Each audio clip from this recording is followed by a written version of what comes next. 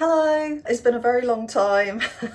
I'll talk about it more at the end of the video, but to cut a long story short, it's been because of long COVID. Donna Adelson was sentenced just over 3 weeks ago for the murder of her ex-son-in-law. I want to give you a brief overview in case you're not up to date. Dan Markel, a Florida law professor, was murdered on the 19th of July 2014 as he sat in his car. So he'd just driven home from dropping his kids at preschool and then going to the gym, and he was still in his car in his garage when he was shot. Catherine Magbanua is the former girlfriend of Charles, Donna Adelson's son. She's testified that Charles had masterminded the murder, that he was the one who had given her the payment for the murder.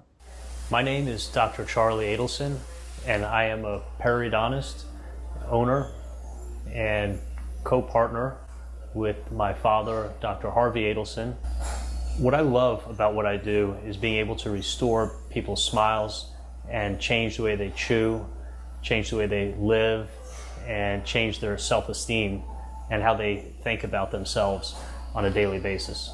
When a patient comes to my office, they're being treated like family. Charles Adelson was convicted of first-degree murder, conspiracy to commit first-degree murder, and solicitation of first-degree murder, and he's been sent to prison for life. And Katie Magbanua's been sentenced to life for her role in it, because the father of her children, Sigfredo Garcia, was the hired hitman who shot Dan Markel. He's in prison for life too. So why was Dan Markel shot? Well, I mean, this is really the most ridiculous thing. Donna's motive in getting her ex-son-in-law killed was so that her grandchildren and her daughter could move from Tallahassee to Miami to live closer to her. Wendy, her daughter, and Dan Markel were going through a custody dispute at the time of the murder. And Wendy had asked Dan, can I move the children to Miami, which was several hours away?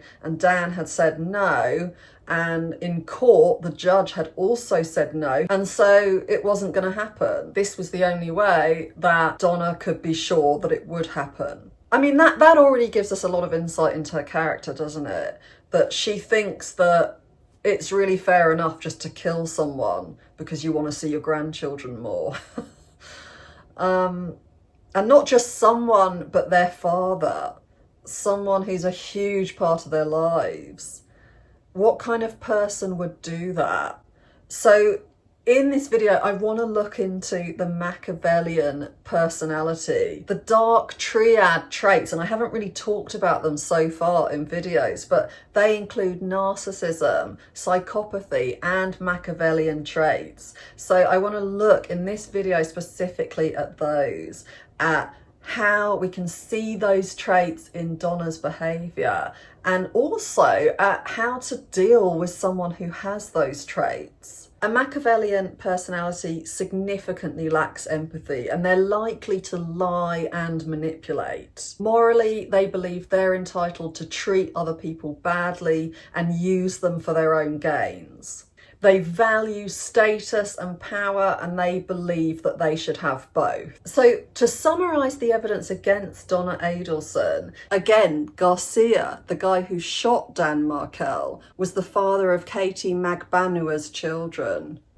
So Donna Adelson actually signed the checks that Katie got for the hitman. There's what she said to her son Robert, he's the son who wasn't involved in the murder. She said, so we just want to let you know that Danny's been shot, and they took him to the hospital, but he didn't make it. And it didn't make any sense. And I probably asked like a few medical questions, and they said they're driving up to go help Wendy, and we'll talk to you later. We can't talk now. Okay. Was she crying in that conversation? Not in that conversation.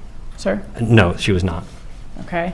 It was very matter of fact. One of the things that she told me is, it bothered me, but I didn't have any other details about. But she said that, someone went to the front door and said, "Are you Dan Markel?" and then shot him.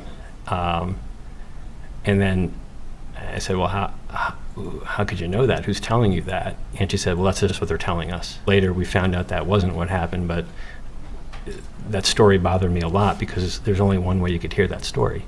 She was concerned about him talking to police and didn't want him to. I wasn't going to not talk to the FBI if they show up at my house. I said I already did. What did she say to that? She said, oh, well, you don't know anything anyway. You don't know anything anyway? Correct. Did Donna Adelson seem curious about who killed Dan Markel? No. The conversations were kind of rerouted. When I finally had a chance to ask and say, what is going on? This was not a small event. This was getting a lot of notoriety. And I said, what do you guys think happened? And she had said, I don't know and I don't care. It doesn't concern me. Was that out of character for her to not be curious and not be asking some questions? Yeah, if it was like some neighborhood gossip, people would be interested. This was like national interest, and nobody had any curiosity about, who did this to Danny. On the 28th, did you talk to Donna Adelson? Yes. So I finally broached the topic and said, they found the guy, they arrested someone who killed Danny. There's no response, and I said it, at least 2 or 3 times that, they made an arrest. They got the guy who killed Danny. Yeah, and then her response was, I've got to go. And then did she hang up the phone after that? Yes. She told someone in jail who's testified to this that she was really worried about what he was going to say in court. The undercover agent who pretended to be trying to extort money, threatening to tell everyone and the police about the murder, the way that she stayed on the phone with him, the way that she didn't go to the police about him. She then spoke about him in code to her son on the phone, and that phone conversation was recorded. That was good. So I hung out with my friend, and she's going to sleep on some stuff, and then she's going to come tomorrow to either my office or Thanos' office and tell me how it works. Yeah. So you was really anxious. Either go 1 or 2 ways. Right. So she's going to do 1 or 2 ways. Yeah. Donna Adelson had also kept a note of Dan Markel's number plate. Then there are the emails she sent her daughter about all the nasty things she wanted to do to try to get Dan to give up his children and have them move far away from him to where Donna lived. And I'm going to put videos out about those emails. There's also a recording of her daughter Wendy sitting in the police station telling Donna Adelson about Dan Markel's death and saying, oh, I'm relieved that she sounded surprised. It shows that she thought her mother was capable of this and had motive to do it. Yeah. Danny has been shot. And I don't think he's gonna make it. And so, I know. So I found this out around 1 or 2 today, and I'm at the police station, and I'm trying to help them figure out who may have done this. There's also some dodgy text that Donna Adelson sent her daughter saying how Wendy's brother was always protective of her, and now that he's going to prison, she's not guilty. Or maybe this, okay, she says there's a verdict. When does Wendy send her next message? At 5:27 p.m. So this would have been after the verdict was rendered? Yes. All right. And she says, I love you very much. Call if you feel like you can. Is that right? Yes. And how does Donna Adelson respond? Can you read that message? Your brother protected you for years. Now you are not guilty. Your lawyer took very good care of you. You can bury me in the dress that I bought for Lincoln's bar mitzvah. There are the witnesses she was paying off to give false testimonies in court. Did you ever outright ask her whether she did what she's accused of? I did. And what did she say to that? She said she did. It was to keep her grandkids, but it wasn't supposed to go that far. Okay. So she said she did do it, and she did it to keep her grandkids. Yes. But she didn't expect it to go this far. Yes. What did Donna Adelson want you to do? She wanted me to say that me Beaumont told me when we killed him, I knew my boyfriend's parents had money. Okay, so basically, she and some other people did this crime, and they did it because her boyfriend's parents had money. Yes. Who did she want you to tell that to? She wanted me to tell it to whoever came up and asked me about it, and the investigators. What did she offer you? A trailer and some land, and she would have her husband fix my teeth. Okay, so like if you got out of custody, she'd help you buy a trailer and land? Yes. And that her husband could fix your teeth? Yes. Like veneers? Yes. Now, was any of that true as far as did Mag Benoit ever say those things to you? No, she did not. Okay, so she wrote this in your notebook? Yes, ma'am. And what is it you were supposed to do with this information? I was supposed to study it and answer it correctly on the stand for her. So this is what she wanted you to say in court? Yes, ma'am. This says that Kay told you that she told Charlie on the night of the murder that some friends of hers went to Tallahassee and killed him. Did Kay ever tell you that? No, ma'am. Okay. She asked him to give her the 1/3 of $1 million that he was going to pay his sister so that she could relocate with her children to Miami. He went crazy on her. He said that that was going to be an offer to his brother-in-law not to kill him. While I was in jail, I received packages and phone calls, and I was promised things as well. What other types of things? $10,000, a grand piano. What else? She promised me cameras, but none of that came to fruition. No. And there's also how she was arrested. She was arrested at the airport after researching on Google which countries don't have extradition treaties with the US. You know, she bought a single ticket to Vietnam and she was about to board the plane. And Vietnam doesn't have an extradition treaty. Your cell phone? No, I don't want to give it to you. Why do I have to? Because my attorney said not to. Why do I have to give it to you? This is evidence. Evidence. She's under arrest. I have to go with. I have to go. I have to go.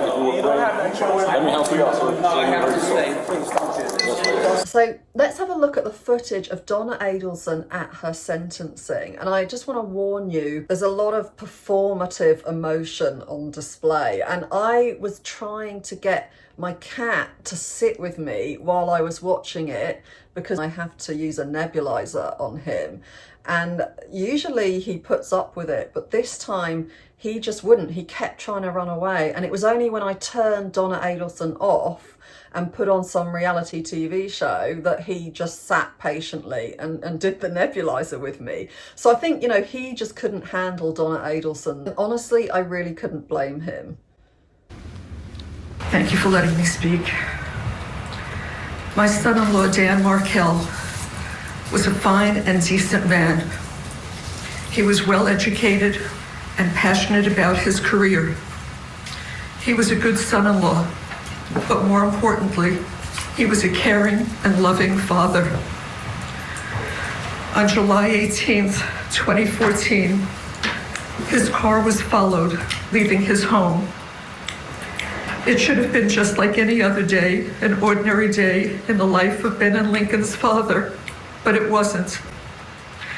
He didn't know when he left his boys off at daycare that would be the last time he would see them. In the email she sent her daughter, she swears about him and she calls him a bastard and she talks about how she wants to upset him and stress him out and so on. So it doesn't make any sense that suddenly he's this wonderful guy and she's so devastated that he died. I watched this before I'd seen the evidence against Donna Adelson, and I must admit that when we were up to about this mark, you know, just under a minute, I wondered, could this be real? she came across to me as pretty genuine. I started to notice that there were no visible tears coming out of her eyes, and it didn't make any sense because she was talking in a way that suggested she was crying. So either you're crying or you're not crying. If you're not crying, then you don't sound like you are crying. The only reason you would sound like that is if you're trying to fake that you're crying. It was more and more obvious that that was what she was doing the longer the time went on and there were still no tears. He didn't know when he left his boys off at daycare that would be the last time he would see them and the last time they would see him. He didn't know when he went to the gym afterwards that would be the last time he would exercise. And he didn't know when he drove home that his life would end within minutes. Danny wasn't just being followed, he was being hunted. She's using his terrifying experience and the grief of her grandchildren to try to make herself look good and to restore her reputation. So it really shows she has no conscience. She feels no guilt. If you have a good reputation, it gives you power. And just looking at her motive for the murders shows us how important power is to her. She needs to have her family right next to her so that she can have full control over them. Based on your personal observations throughout your life, of your parents and of your siblings, who is the leader in the family? Who tends to run the show? I think my mom. Okay, so Donna Adelson? Yes. Would you describe Donna Adelson's personality as being more controlling or more laid back? I think more on the controlling side. What about, is she kind of a more assertive person or a more passive person? A more assertive. Interestingly, Donna Adelson used to be a school teacher and she used to work with primary school children. So she obviously would have had a lot of power in that context. He was brutally murdered in broad daylight, sitting in his car, in his garage, by vicious killers. I cannot imagine the terror he felt when he saw a gun pointed at him through the window of his car. So she's talking about how horrific Dan Markel's murder was. And I think she's doing that because she assumes that people will think, well, anyone responsible for the murder wouldn't be able to talk like that. They'd have too much shame to talk about how terrible the murder was. They would avoid that subject. So, well, maybe she is innocent. She's making the most of the belief people have in the goodness of others. And she's using that to her advantage. And it's because she doesn't have any shame about her actions. She knows she's not a typical person in that sense. She knows that people will expect something else of her, so all she has to do is give it to them. Here she is, this innocent grandmother. When you think about somebody who's been abusive towards you or who you get a sense is not a safe person, I think it's important to think, well, what do they value? Because otherwise what you can end up doing is projecting your values onto them and assuming that they value empathy or that they value being a good person. A Machiavellian personality type doesn't value being a good person. They see that as weakness. They don't need to think of themselves as a good person. And for some people, you won't be able to relate to that. That's okay. We don't need to relate to them. It's much better to be clear on how people can differ from us than to try to relate to everybody. So you might think that if somebody is a kinder person, that maybe they are more special than someone who's a less nice person. But for a Machiavellian personality, a nice person is just a stupid person, a naive person, somebody who's waiting to be used and manipulated. They're a good vehicle to get what you want. And she values being clever, being able to manipulate and deceive people. This far into her statement, and we're already starting to see just how cold and detached Donna Adelson is and how unemotional she actually is when it comes to other people. So even though she's displaying all of this over-the-top dramatic emotion, what it's revealing about her is just how little she actually cares about other people. That she can talk about the dead father of her grandchildren in a way that benefits her, you know, without any kind of remorse. What the judge would be looking for would be some sign of remorse, some sign that she was taking responsibility. So you either admit your guilt or you stay quiet, at the very least, if you want a shorter sentence. But Donna Adelson is doing the opposite. I cannot conceive of his heroic efforts to stay alive during the hours after the attack. Danny died in the early morning hours of July 19th. His death is a loss to his children, his parents, his sister, all of us in his family. The tissue she asked for is for her nose, it's not for her eyes. So she's not even pretending that tears are coming out of her eyes. And that's quite interesting. I mean, I've seen it done the other way too, where someone is fake crying in prison and they pretend to wipe their eyes. She doesn't even think she needs to do that. She thinks that her acting is going to be so good that it's just going to convince everyone that she's crying. So there's this disparity between how capable she thinks she is of making us believe something and of how capable she really is. And that shows arrogance. This apparent strong emotion in Donna Adelson is going on for so long that this also feels wrong. People who are feeling something that strong will still usually have moments of recovering themselves while they're talking. With Donna Adelson, those moments only come when the judge talks. And then you suddenly see this change in her from desperately sad to casually listening. His friends, his colleagues in the legal community, and to his students at FSU Law School. Danny's boys each have a photo of themselves with their Abba, their dad, beside their beds. They grew up kissing the framed photo and saying, "Good night, Abba, I love you." She really has no empathy at all, not even for her grandchildren. If she felt guilty and if she cared about their grief, she'd avoid mentioning it. But instead she uses it to her advantage. So having her grandchildren live closer can't have been about her love for them, because this isn't love. It had to have just been about having control, having more control over her family if they're right there on her doorstep. And again, Machiavellian personalities are all about power. You know, the more control you have, the more power you have. The pictures and memories are all they have, because cruel, cold-hearted people took him from all of us who loved him. My heart was broken when Danny died.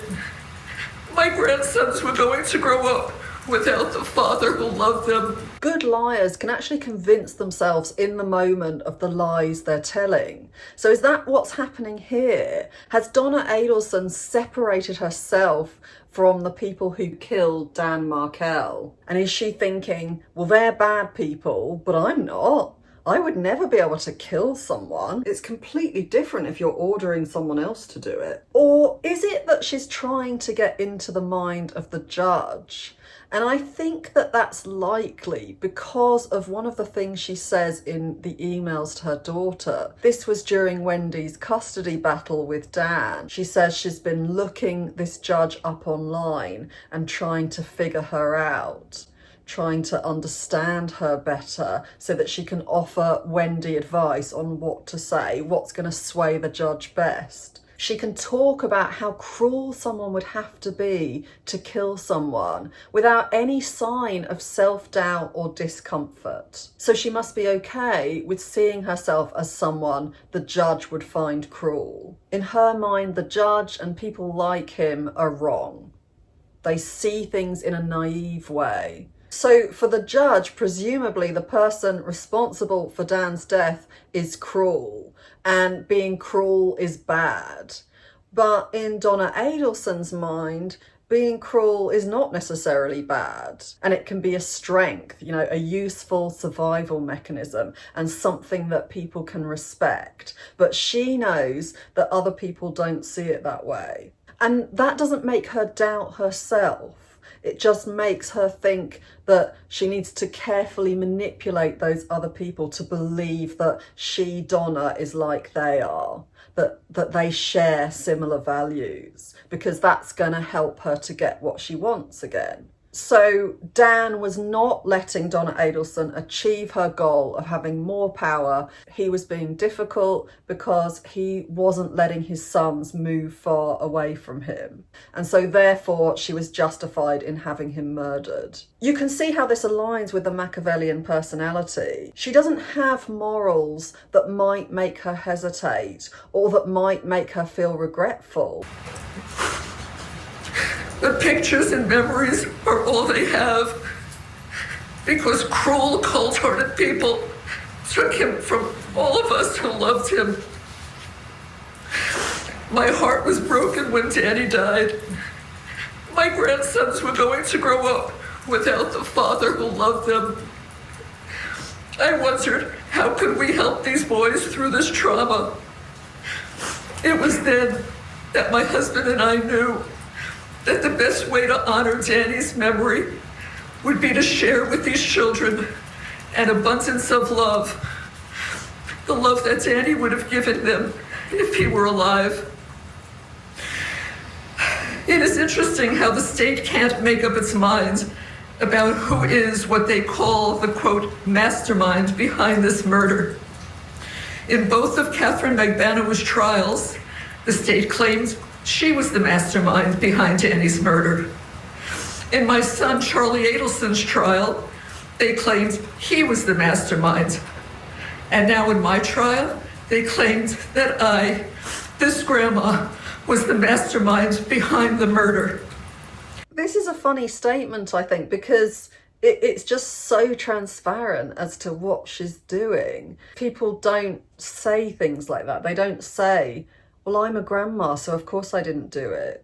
It's evidence that she's trying to get into somebody's head who is going to think, well, this is a grandma, a sweet grandma. Surely she wouldn't have done it. She's sure that that's what people think, and she thinks she's being clever, but she's giving herself away. There were no victim impact statements at this sentencing because they were made 5 weeks before when she was found guilty. So she's free to make this day about her being the victim, even when she's being sentenced for murder. I had no idea that other people planned to cut Danny's life short. And the people who did this are exactly where they deserve to be. But I had no knowledge that this horrible, evil act was going to take place. So we're now more than 3 minutes in and there are still no tears. How can you cry for 3 minutes without producing a tear? It doesn't seem to faze Donna Adelson, though. She doesn't give up. She just carries on and on and on, minute after minute, pretending to cry. If I had become aware of this plan before Danny was murdered, I would have stopped it. With not one iota of actual evidence, the state convinced a Tallahassee jury that I solicited and conspired with other people to have Danny killed.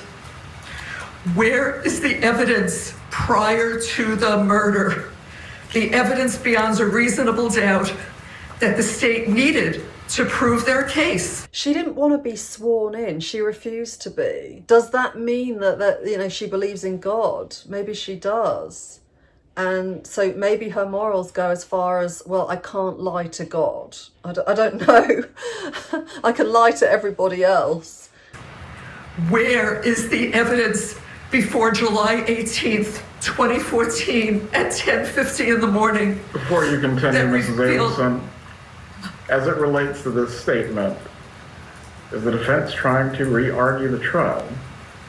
No, Judge, just giving Mrs. Adelson an opportunity to be heard.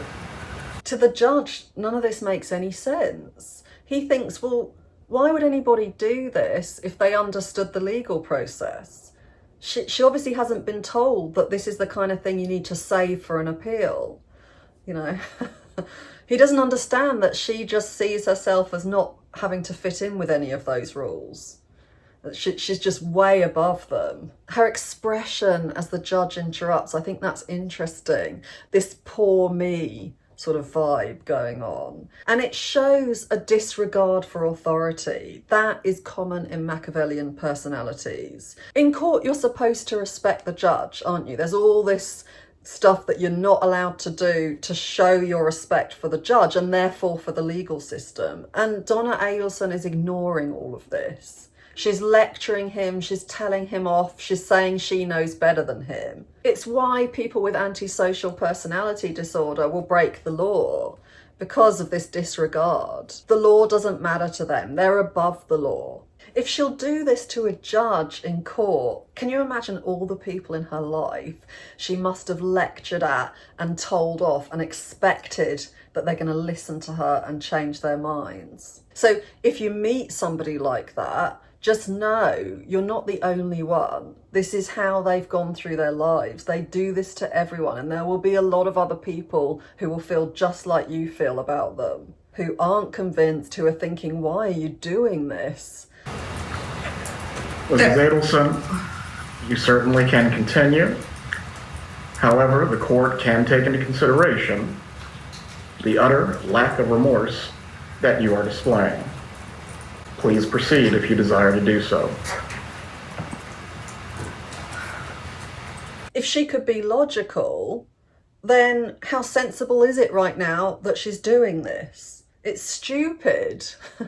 It's crazy. She's just making things so much worse for herself with everything she says. She's just proving more and more what a very cold, calculating and cruel person she is. She'd be making the judge think more and more that this woman is never going to change. It's impossible. She needs to be kept away from the public. They're not safe with her ever coming out. But she can't think logically because she's wrapped up in this, bubble, this very incredible way of viewing herself where she's all powerful and she can achieve anything. I think it's interesting because a lot of narcissists can do well in life. They can get the things they need. They can do better than others in some circumstances. But there are other circumstances in which they're really losing out, because they can't change. They can't be flexible. They can't sometimes really see themselves for who they are. They just can't let go of their image and of needing to always be right and above everyone else. And that can really work against them. Where is the evidence before July 18th, 2014 at 10:50 a.m. that revealed that I had any involvement in this vile and horrific act? She still seems to think she can change the outcome of the trial now that she's being sentenced. Who would think that?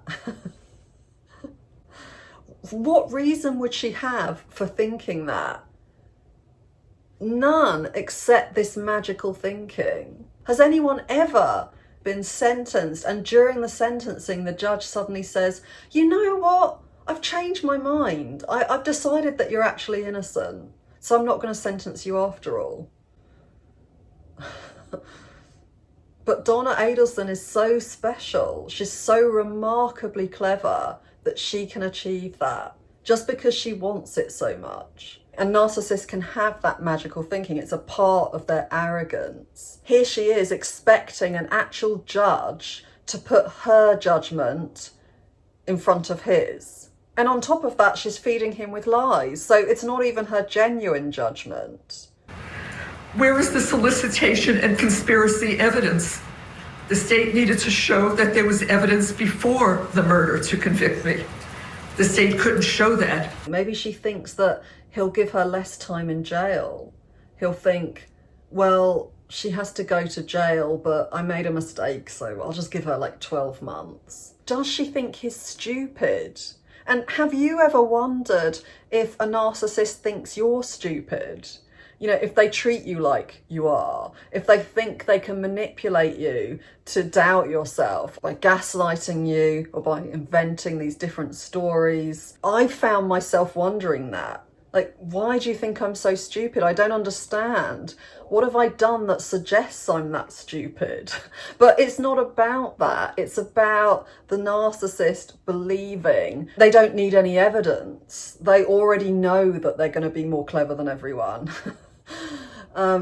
So again, there's this discrepancy between how good they actually are at manipulating others and how good they think they are. It's a sign that they have successfully manipulated people who counted. And when I say counted, I mean people who have had an impact on who they have become, on the development of their personalities. So maybe they were able to manipulate a parent or a caregiver, a sibling, their classmates, and so those experiences enabled them to create this impression of themselves as all powerful. And you know, I guess the sad thing is that being good at manipulation means that you had to rely on that when you were a child, and having to rely on manipulation as a child means you weren't getting your needs met. You couldn't just be you and be cared for and nurtured. You had to create all these other images in order to get what you needed off people. That's sad. You know, that there was a time in Donna Adelson's life where, you know, she was just trying to survive. But the unfortunate thing is that she didn't give that up. She proudly embraced it, you know, and now uses it on all of these unassuming, well, people she assumes are unassuming people. She also wastes people's time with it. This poor judge is sat there having his time wasted. He can see exactly what's going on, and he's even pointed out to Donna Adelson, look, it's clear you have no remorse. This is going to work against you. I'm warning you. And even when she's heard that, she can't accept it. She thinks, well, of course I can manipulate you. So what if it hasn't worked yet? It's about to work. I'm great at this. I think she believes that there's hope he can change his mind because of her superpowers at manipulation that she thinks she has. But on some level, she will know that there's a chance he's not going to change his mind. That this is going to mean she gets a longer sentence. And even despite that, she has to keep playing the victim. When she's faced with a threat, when she's faced with danger, that's her go-to position. She's the victim. That's all she knows. And it tends to work for her, so she's just hoping it's going to work again. And she can't veer off that track, even though she's sabotaging herself. This is just how she goes through life. She doesn't know how to sit back and just take accountability. And when I say that, I mean, of course she knows, but she hasn't experienced that. She doesn't do that. It's really unfamiliar, uncomfortable territory. It feels very dangerous for her. And stupid, you know, sort of suicidal. Why would anybody do that when you can manipulate someone? Why would you suffer consequences? So when you experience this from a narcissist, that they can't change course, they don't ever doubt themselves, this is why. It's this delusion that anyone can be overpowered by them and anyone's decision can be changed by them. And later we see the head shake. The state couldn't show that because there wasn't any evidence. They were trying an innocent person. It makes you wonder if the jurors were sleeping when the state had Sergeant Corbett on the stand for hours. This is funny. I mean, she's insulting the jurors to the judge. Like, what is wrong with you? Were you asleep? So she's gone from being the sweet grandmother who would never hurt a fly, when she wants to be seen as just so innocent and lovely. And now she's insulting their intelligence, and like as if they're just in a daze. They're just so stupid. That's not what a sweet grandma does, though, is it? I mean, because a sweet grandma has all this respect for the law, but she just can't stay with one personality. The contempt will always shine through. Their own star witness testified that my phone was never, I repeat, never at my son's house on the night of the murder. The state's theory that my husband and I dropped off money to my son was blown out of the water by their own witness. And yet, the state continued to push that story, that lie of the so-called money drop, to the jury through the remainder of the trial. And the jury bought into it, hook, line, and sinker. Reasonable doubt. Many months ago, my attorneys filed a motion for a change of venue. She has reasonable doubt as a heading. And I think that's really interesting, her heading. It shows she's thought through this and that this is part of an action plan, and she has a goal and she believes she can succeed. Something written out like that with all of these headings, it's almost like a business plan, you know. Here we go, right. She reads the heading and she's expecting that it's really going to have an impact. And this makes sense because Machiavellian characters are strategic. They see opportunities in every situation, in every relationship, to achieve their goals. And they're always looking for those opportunities. So as soon as they believe you trust them, or you think well of them, or you might need anything or rely on them for anything, they will make the most of that opportunity and they'll use you. She seems sure that the judge is going to ponder over the things she's saying and second guess himself. For Donna Adelson, being allowed to speak is an opportunity for her to try to bend things her way. And that's how Machiavellian personalities exploit any little bit of give they can get. So boundaries are so important. Being firm with them, showing that person that you're not willing to be flexible, even if they play the victim and act like you're really unfair or unreasonable. It doesn't matter. Do not budge. Don't expect someone with this personality to take accountability for anything, to genuinely see things your way. They might act like they do in order to manipulate you, but they're not really going to put themselves in your shoes because they care about you. If you expect that at any moment they could change their minds, they could turn on you, they could betray you, then you're going to be prepared.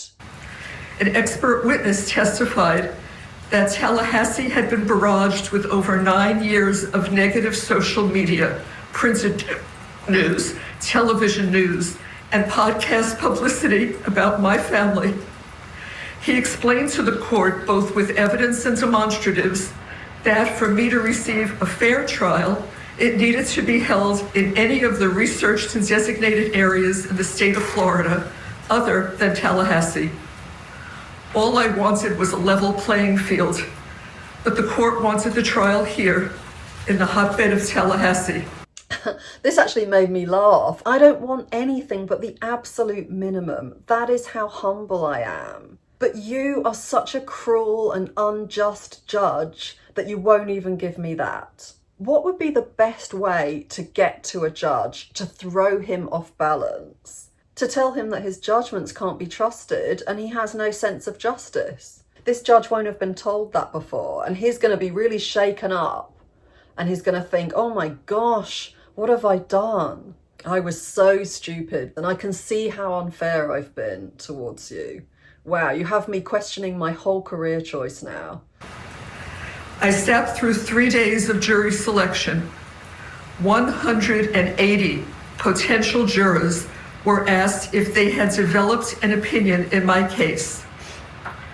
Those that answered yes also added, I believe she is guilty. Not one person not one said, I think she may be innocent. That should have been a clue to the court to grant our motion for a change of venue. But the court denied the motion. One of my jurors admitted during jury selection that she had background information concerning what one of the state's witnesses would be testifying about. Why was she allowed to be on my jury? What moment? Another juror. Mrs. Fulford, Oh, I didn't hear you. Mr. Zellman, again, this has nothing to do with elocution of any sort. This is a raising of grievances, which are properly given to the appellate court. What does any of this have to do with sentencing? Just one moment, please. He knows, and he knows that her lawyers know, this isn't going to change anything. She's still about to be sentenced. She's still going to jail.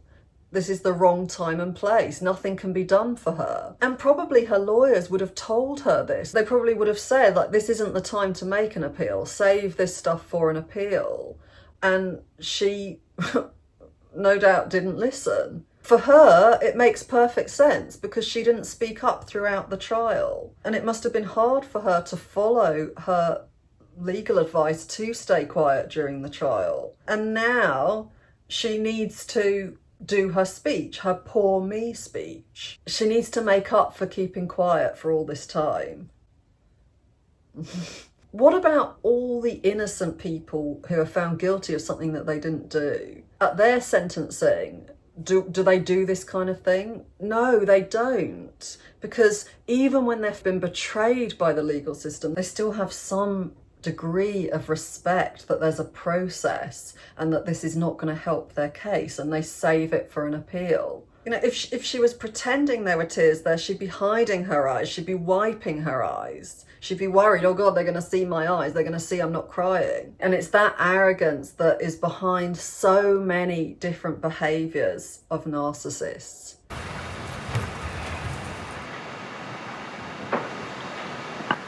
What happened to Danny is unforgivable. But I am an innocent woman convicted of this terrible crime without evidence. Danny was a brilliant legal scholar. He would have been appalled at the total lack of justice that went on during my trial. How disturbing is it that she's saying that the person whose murder she helped orchestrate would be on her side right now? I mean, there's nothing that... There's no part of her that has any respect, even just for the fact that his life is over because of her. It's just about what he can do for her now that he's dead. She's taken his voice by having him killed, and now she's giving him a voice that's saying the opposite to what he would say. She's so cruel and so calculated, but it's almost unfathomable. And that's why it's so important to see what people present to you and to not project your own values onto anybody else, you know, or your own feelings. You might think, I couldn't pretend that they said something that they would never have said in favour of me, the murderer. So she can't have done that. She wouldn't do that. She can't have killed him. You know, that's what happens. If we project, we just invent this whole personality that doesn't exist. And then we're not prepared. We're not able to protect ourselves because each time we won't see what's coming. And that's how we can just get hurt again and again. Danny was a brilliant legal scholar. He would have been appalled. He was a law professor. He knew better than you, and he would have been appalled by you. Triangulating is when you compare someone unfavourably to someone else in order to get them to doubt themselves and change their behaviour. So here's more evidence of her exploiting others, even her murder victim, to get what she wants. Her values must be in tune with the way she's talking because there's no discomfort evident, is there? She looks completely comfortable with what she's doing. She has all of these people who believe in her, and she wants to keep up this persona. She wants them to continue to believe in her. I think she was thinking, well, what would an innocent person do? They'd have to protest at some point. They'd have to show that they're really upset by this. These people who've emailed the judge giving these good references, you know, saying what a great person she is. And she would have orchestrated all of that, because that's what she does. You'll see signs of that as we look through her emails in the next video. He would have been embarrassed to have his name associated with any of it. There are 2 crimes here. The first was Danny being viciously murdered. The second one is taking my life, the life of an innocent woman. Convicting me should not be retribution for Danny's death. That is not justice for Dan. I've always respected the law. I've never gotten a parking ticket, but I'm going to prison for a murder I did not commit. I do intend to file an appeal so that hopefully I have the opportunity to be given a fair trial outside of Tallahassee. 11 years ago, Danny was murdered and taken from all of us who loved him. For the past 9.5 years, the state has broadcast to the world, including Danny's parents and sister, that I hired hitmen to kill him. Never in a million years would I have wanted Danny to be harmed or killed, nor could I ever do something that would leave these 2 small boys to grow up without him. I love these boys more than life itself. This is a lifetime of loss for these children. They didn't deserve this. His family didn't deserve this. Danny didn't deserve this. And so, as I appear before you today, Your Honor, I promise you with my whole heart, I swear to you on my life, I was not involved in any way with Danny's murder. I was not. Donna Adelson, before she arranged this murder, presumably, I guess we don't know for sure, hadn't murdered anybody. So there are plenty of people out there who are capable of awful things, but may not yet have had that opportunity or found themselves in a position to decide that they're going to act on their impulses. The best thing to do if you meet someone who seems to have a Machiavellian personality is to stay away from them. So I hope that was helpful. If you haven't subscribed, please subscribe, and I'll see you in the next video. If you're interested in the courses I run on recovery from narcissistic abuse, please have a look at my website, www.sanitysave.com, and on there you can read about the course. You'll see testimonials there as well. I've just recently put up videos of some wonderful people who are on my current boundaries course, and they will tell you about what they've got out of the boundaries workshops and the courses, you know, what changes they've made in their lives, and that might inspire you. The course is going to be $49 a month, and you will be able to volunteer to do exercises with me. It's a very practical course. Anyway, have a look at my website. I do want to say so many thank yous to people who have emailed me asking how I am, asking if I'm coming back, that kind of thing. It really has meant a lot to me. And please don't take a lack of reply as meaning that I didn't get your email or that it didn't mean a lot to me. It's just that it's been hard enough for me to get all the admin done as it is. It's really helped me to get this video done, for instance, because it's made me realise, okay, people haven't completely forgotten about me. Maybe someone is going to still watch this video. It's been a year, so it feels like this big mountain to climb to get back to where I was before. So that's quite intimidating. Yeah, and that's been so helpful. I remember that somebody asked me to make a video just to say that I'm fine, which was really sweet. And I would have done that. It's just that I just kept thinking I'll make a proper video soon. The main reason I wasn't able to put out videos was because I just couldn't think clearly. And even I didn't realise that was why. I kept thinking, why am I not getting this done? I don't get it. And sometimes I would sit down and make a video, but then the editing just went on and I couldn't get on top of it. And I finally realised that the reason for this was because I was babbling way more than usual when I was making the video, because my head just wasn't clear. And that's down to long COVID. You know, it really mucks up your brain, and you just, it kind of feels like as if you've been given a shot of anaesthetic. It's like, you know, when they start counting down as you fall asleep. And while I was editing, everything was cloudy and it was really hard to make sense of everything. And then the video would just be out of date and I would give up. So what I found with long COVID is that I have a certain amount of energy each day, and I was putting that towards my work with clients, you know, and the courses I run. And by the time I wasn't working, there was no battery left in me. And the first thing to go is my brain. You know, my brain cells, it's like they all just suddenly switch off as soon as my energy goes low. And because of the long COVID, my energy would go low a lot more quickly. I think the catalyst for the sudden lack of any videos was getting Ollie. I tend to be such an optimist, you know, and I got Ollie as soon as I started feeling better. And so it was almost like a celebratory present to myself. And then, of course, everything went downhill. He was really heavy. He's a big dog. So when he was a puppy, before he had his vaccinations, I had to carry him. I couldn't find a rescue dog at that time who could be safe around cats. You know, I was scouring all these different websites.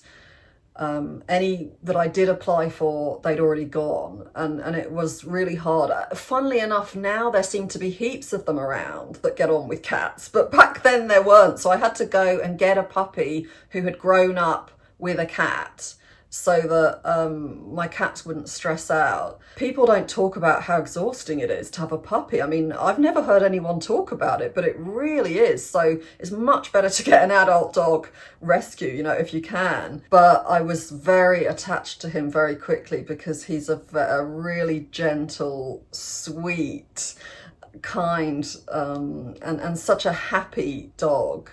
So, and he's brought so much to my life, you know. And but at first it was very hard just to give him what he needed, and he came first, you know. So just making sure that he, as soon as he was able to run about, you know, when he'd had his injections, that he was able to get out every day and run and get rid of all that energy, because, you know, it takes a long time for that to happen. I didn't have to do long walks with him because he loves running after a ball, so I could just go somewhere and throw the ball into the water because he loves swimming, throw the ball around on the grass, and I could just sit down on a bench while he ran about, you know. So that was really good. But even doing that, and even the throwing, was too much for me. So I'd get back and I'd have to lie in bed. Now he needs an hour of running about every day. And when I say running, I actually mean that, you know. It's not like he just goes for a walk. He needs to run constantly with the ball. He needs it to be thrown, and as soon as he brings it back, it has to be thrown again. And if it isn't, then he'll woof at me or he'll cry, you know, one or the other. He will go straight to the water as soon as we go out. He's absolutely obsessed with swimming. He's also obsessed with anything water related, which includes mud. So he will search out a muddy puddle and lie in it. Every time we get home, I have to put him straight in the shower. And that's pretty exhausting too. Washing mud off him, washing salt water off him, and all the water around here is really salty. I want to say this for anyone who knows anyone with long COVID, or anyone who's suffering from it, or chronic fatigue syndrome, because they're basically the same. You know, when I've had long COVID now for nearly 4 years, something called the Perrin technique. From what I've read about it, you know, I've bought a book on it, and it does seem to be very successful.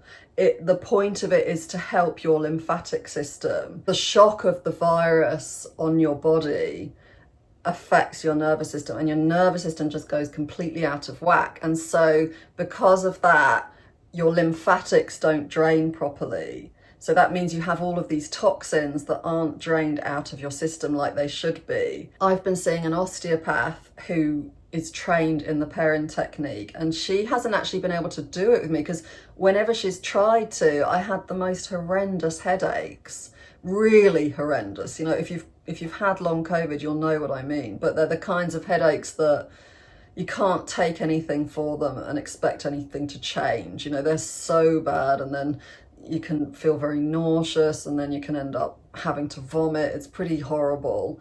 I actually took myself to hospital the first time it happened, because I thought, what the hell is wrong with me? You know, this is really bad. And I was wondering, like, what is wrong with my brain? I was driving at like something like 15 miles an hour down the road, like really, really slowly, sort of along the curb, because I just couldn't think clearly enough to drive properly. And so I was trying to be safe. They took me and they put me into the critical care ward. You know, I was on an IV to get enough fluid and stuff, but then they didn't see me for ages. I mean, I was waiting there for, I think it was 6 hours in the end. And then I just thought, oh, sod this, I'm going home. But it turned out that was this cyclical thing that just kept happening. I kept having these horrible headaches, and if I ever tried to do any lymphatic drainage, they immediately happened, and they went on and on for weeks. And so the osteopath ended up giving up on doing any of that, and instead for 9 months she worked just on my nervous system. She's finally able to do a little bit of that lymphatic drainage on me without giving me a headache. It's just fantastic. She said it's like when you turn on a rusty tap that hasn't been used for ages and all this crap comes out at first. She said she thinks that's why I was getting these headaches, because there were all these toxins that just hadn't been able to escape, and they were going into my bloodstream and making me feel terrible. But so from where I am now to full recovery, according to this pairing technique, I'm about 1.5 years away. And which probably sounds terrible to people who, you know, are healthy out there. But to me, it's exciting, because you can really feel like there is no end date. So anyone out there who has chronic fatigue syndrome, it's really important to notice any little signs of progress. It's just nice to be doing something where it seems likely that there is an end date. You know, it's given me hope again. Well, actually, I never lost hope, to be fair. I mean, I'd have moments, I guess, where I felt a bit hopeless, but generally speaking, I tend to be just in denial. And so I would accidentally overdo it a lot and make myself more ill. Because as soon as I feel good, I'm like, oh, great, I'm completely better then. It's over now. You know, I would be like that for literally years, and then I'd end up in bed again for several days. My goal is to put out videos regularly now. I didn't put this one out until I had at least another one backed up and ready to go. I want to try to get at least one video out a week. So please look out for my videos. I chose this topic to make a video about because people had emailed me about it. And also somebody on one of my boundaries workshops filled me in on what had been happening, because I didn't actually know about it. A lot of people outside of America probably won't have heard about it. So this is why I rely on you guys to tell me if there's a video you want me to make. Please do. You know, if you can email me a link I should watch to update myself on what's been happening, that would be really useful. My email address is contact@liveabusefree.com. If you write it in the comments, that's useful too. Not as useful as a link, but it's still good. And it's okay if someone else has suggested it as well, because the more people want the same video, the more I know that it's going to be popular. He adores her, doesn't he? Her eyelashes, she's like a character from a Disney film. Yeah, it's like watching Lady in the Tramp. But I've trimmed them. Hey? They're probably close to an inch longer than that, but I'm only 2 inches long. Oh, people saying, "Oh, you should curl them." That would be so cute.